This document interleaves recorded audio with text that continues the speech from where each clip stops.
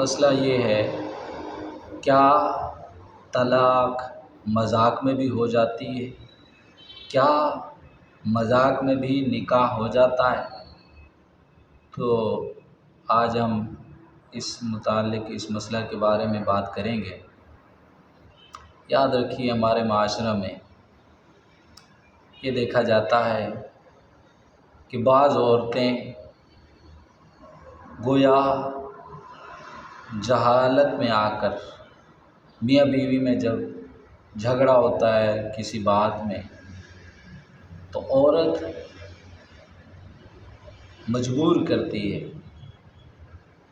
بعض عورتیں یہ کہتی ہیں کہ اگر تم اب اپنے باپ کا ہے تو تم مجھے طلاق دے کے دکھا۔ اگر تم باپ کا حلالی بیٹا ہے تو تم مجھے طلاق دے کے دکھا۔ تو وہ مرد جذبات میں آ کر غصہ میں ہے، وہ طلاق دے دیتا ہے۔ حالانکہ چاہیے یہ ہے کہ عورت کو کہ اگر مرد کا، شوہر کا غصہ ہے، غصہ کنٹرول میں نہیں ہے، تو وہ خاموش ہو جائے، اپنے آپ کو پیچھے کر لے، اسے اور زیادہ اس طرف نہ لے کے جائے طلاق والی باتوں میں۔ پھر انہی جھگڑوں میں جب مرد بھی جواباً غیرت دکھلاتے ہوئے طلاق دے دیتا ہے، پھر جب طلاق ہو جاتی ہے بعد میں پچھتاوا ہوتا ہے کہ یہ کیا ہو گیا۔ پھر ہوتا یہ ہے کہ پھر ہیلے بہانے، طرح طرح کے باتیں ہوتی ہیں، مفتیان کرام کے پاس آ کر طرح طرح کی باتیں یہ گڑھی جاتی ہیں۔ کہا جاتا ہے کہ جب میں نے طلاق دی تھی تو گویا یہ ناپاک تھی۔ گویا ان کا تصور یہ ہے کہ ناپاکی کی حالت میں طلاق نہیں ہوتی، یہ پاک نہیں تھی، اس حالت میں نے طلاق دی ہے، اور بھی طرح طرح کی باتیں۔ اور کہا جاتا ہے کہ میں نے غصہ میں آ کر طلاق دی ہے،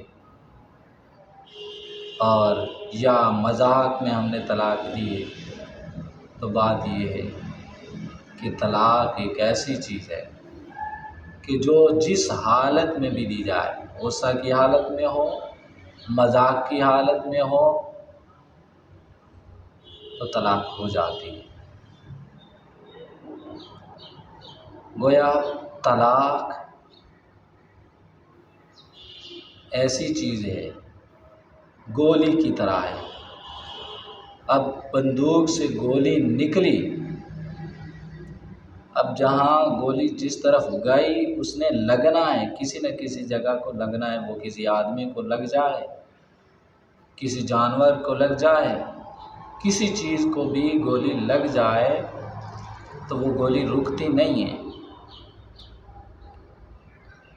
اب چلانے والے نے، گولی چلانے والے نے اگرچہ وہ مذاق میں چلائی ہو، اگرچہ اس کا ارادہ نہ ہو چلانے کا، غلطی سے چل گئی، لیکن گولی نے اپنا کام کر کے دکھلانا ہے۔ گولی یہ نہیں سمجھتی کہ یہ مذاق میں اس نے چلایا ہے یا اس کا ارادہ نہیں تھا، تو جو نقصان ہونا ہے وہ ہو کر رہتا ہے۔ اس لیے طلاق جب منہ سے ادا کر لی جائے اور اس نے یہ کہہ دیا کسی نے کہ میں نے دے دیے، تو پھر وہ ہو جاتی ہے، اگرچہ وہ مذاق میں ہو یا غصہ میں ہو یا اس کا ارادہ نہ ہو، تو ہو جاتی ہے۔ حضور نبی کریم صلی اللہ علیہ وسلم کا ارشاد مبارک ہے جس سے واضح طور پر اس بات کا جواب مل جاتا ہے کہ کیا مذاق میں طلاق ہو جاتی ہے یا نہیں ہوتی، کیا مذاق میں نکاح ہو جاتا ہے یا نہیں ہوتا۔ نبی کریم صلی اللہ علیہ وسلم کی حدیث مبارک ہے، آپ ارشاد فرماتے ہیں ثلاث جدہن جد وہزلہن جد الطلاق والنکاح والرجع۔ آقا علیہ الصلوۃ والسلام ارشاد فرماتے ہیں کہ تین چیزیں ایسی ہیں ان کی اصل بھی اصل ہے اور ان کا مذاق بھی اصل ہے۔ اگر وہ اصل میں کہے تین چیزیں، تین الفاظ، وہ اصل میں ادا ہو جاتی ہیں، اگر مذاق میں کہے تو وہ بھی ان کا مذاق بھی اصل بن جاتا ہے۔ وہ تین چیزیں کون سی ہیں؟ فرمایا الطلاق، پہلی چیز طلاق ہے، وہ مذاق میں ہو یا اصل میں ہو وہ طلاق ہو جاتی ہے۔ دوسری چیز نکاح ہے، وہ مذاق میں ہو یا اصل میں ہو تو نکاح واقع ہو جاتا ہے۔ تو تیسری چیز رجعت ہے، رجوع کرنا ہے۔